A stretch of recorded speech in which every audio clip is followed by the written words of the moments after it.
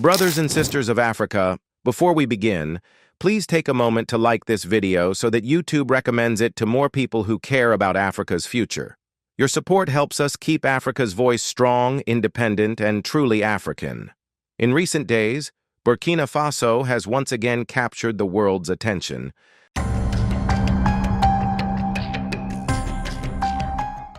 This time, not for a military operation or a new development project, but for a legal and security matter that has sparked both curiosity and concern across international organizations.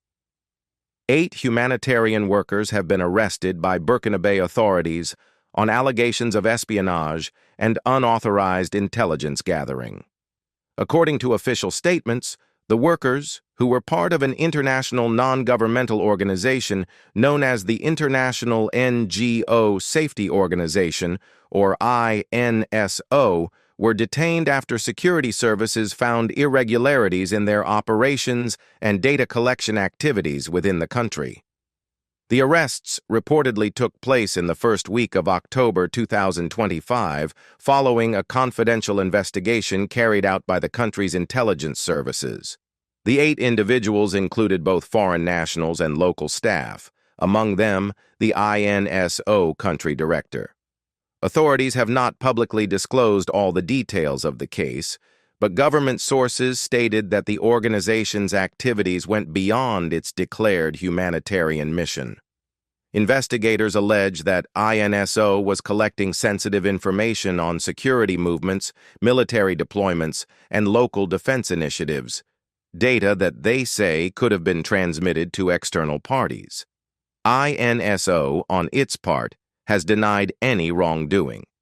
In an official statement released through its headquarters, the organization expressed deep concern over the detention of its staff and called for their immediate release.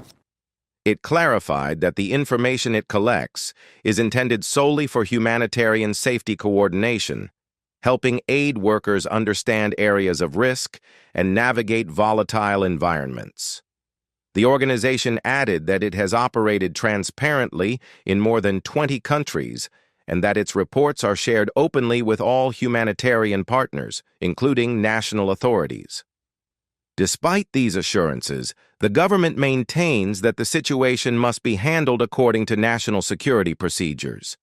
Officials from the Ministry of Territorial Administration emphasized that Burkina Faso is currently engaged in a complex war against terrorism, and any unauthorized mapping, surveillance, or data collection by external groups poses a potential threat to national defense. They pointed out that in recent years, several foreign actors have attempted to exploit humanitarian cover to gather intelligence, influence narratives, or monitor military movements in the Sahel region. For this reason, strict oversight of all foreign organizations has become an essential part of safeguarding national sovereignty. The case has drawn wide international attention. The European Union delegation in Ouagadougou, along with several embassies, has requested clarification from the Burkina Faso government and expressed concern for the detained humanitarian workers.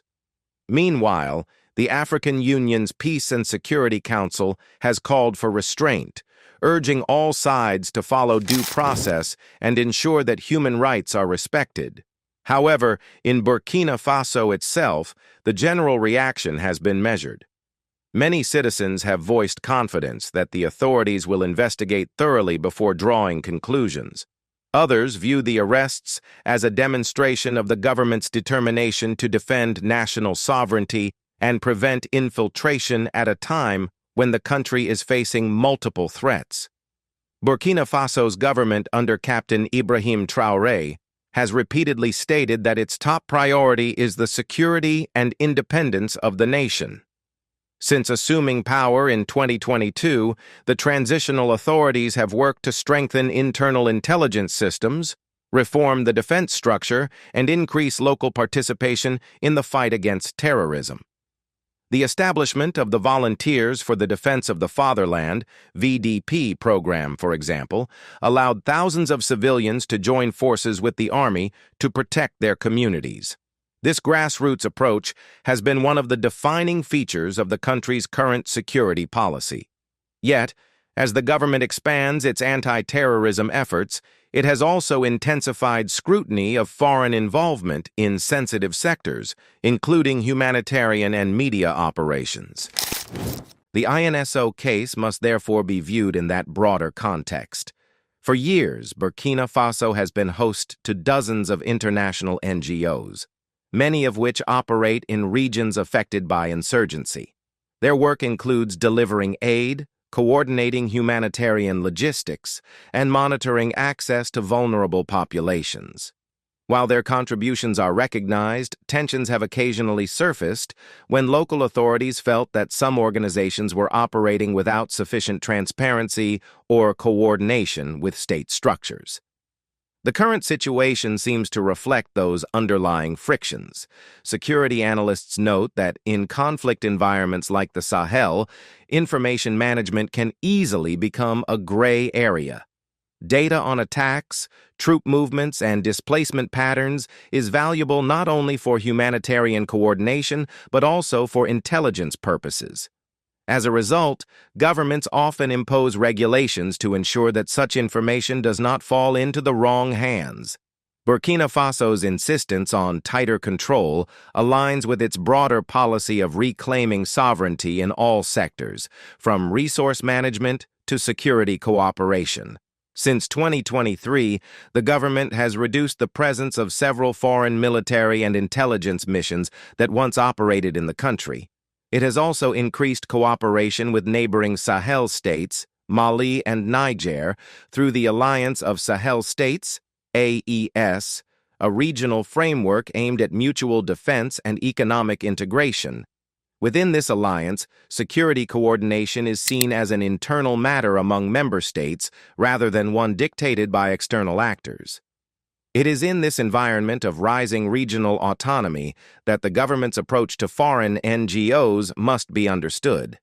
The Ministry of Justice has confirmed that the arrested individuals will face investigation under the country's criminal code, which includes provisions against espionage, unauthorized access to military zones, and dissemination of classified information. Officials assured the public that the case will proceed transparently and in accordance with Burkina Faso's legal framework. If found innocent, the workers will be released. If evidence of espionage is established, the case will move to a military tribunal as provided by law. International humanitarian networks have expressed solidarity with the detained workers and called for dialogue. However, many observers believe that negotiations will likely proceed quietly through diplomatic channels rather than through public statements. The Burkina Faso government has not signaled any hostility toward humanitarian organizations as a whole. Instead, officials have emphasized that only those violating national regulations or operating beyond their mandate will be held accountable. It is important to note that the presence of foreign organizations in Burkina Faso remains significant. From food security programs to health initiatives and education projects, many NGOs continue to work across the country with the government's approval. In fact, the transitional authorities have praised several humanitarian partnerships that have brought tangible benefits to local communities. The current incident, therefore, should not be seen as a rejection of international cooperation, but rather as an effort to ensure that all cooperation respects the laws and sovereignty of the nation. Within the capital, Ouagadougou, reactions from ordinary citizens have reflected a mix of curiosity and confidence. Many people recall past instances where foreign agencies were accused of interfering in domestic affairs, from data gathering to political influence. As a result, there is growing public support for government vigilance in monitoring such activities. Across social media platforms, discussions around national dignity, self-reliance, and the protection of state secrets have resurfaced. This aligns with the broader patriotic sentiment that has strengthened under Captain Traoré's leadership, a belief that Burkina Faso must control its own destiny, manage its own security, and regulate who operates within its borders. As the investigation continues, humanitarian access in certain areas has temporarily slowed, particularly in the northern and eastern regions, where INSO played a coordination role. Other organizations have been advised to review their compliance procedures and ensure that all field operations are properly documented and reported to national authorities. The government has also announced plans to introduce a new digital registration system for NGOs designed to increase transparency and improve coordination between aid groups and the Ministry of Humanitarian Affairs. International observers are watching closely to see how this case will unfold. Some expect that, following internal review and diplomatic mediation, the issue will be resolved through legal and administrative procedures rather than prolonged confrontation. Others view it as part of a larger transformation across the Sahel, where states are asserting control over foreign engagement and redefining how humanitarian work interacts with national security priorities. Burkina Faso's situation today reflects a delicate balance between openness to global cooperation and the determination to protect sovereignty. The government continues to express gratitude for genuine humanitarian assistance while insisting that every activity on its soil must align with its national agenda. The transition authorities have also reaffirmed their commitment to strengthening governance and restoring stability before any eventual return to civilian rule. For the moment, the 8 detained individuals remain under investigation in Ouagadougou. Legal representatives have been granted limited access, and humanitarian agencies are hopeful that due process will be followed. The Ministry of Security has assured that the detainees are being treated in accordance with national and international standards. Meanwhile, the case has triggered wider discussions within the humanitarian community about how to operate effectively and transparently in contexts where national security sensitivities are high. Across Africa, similar debates are taking shape as more countries seek to regulate external involvement in strategic sectors. The experience of Burkina Faso may well influence how other Sahelian governments manage their relationships with international NGOs going forward. As security threats evolve, states are redefining their expectations, and organizations that wish to remain engaged will likely have to adapt to these new realities. While the outcome of this case remains to be seen, one thing is clear. Burkina Faso's government, under Captain Ibrahim Traoré, continues to prioritize sovereignty, accountability, and self-determination. Whether in matters of defense, economy, or governance, the message from Ouagadougou is consistent. The country will cooperate with the world, but always on its own terms. As this story develops, we will continue to monitor the proceedings and share updates as they become available. The international community is expected to follow the legal process with interest, while Burkinabe citizens look to their government to uphold justice and maintain national unity in the face of external scrutiny.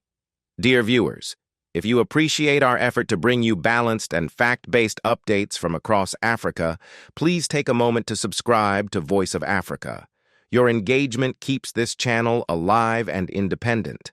Let's continue to tell Africa's stories through African eyes, proudly, clearly, and truthfully.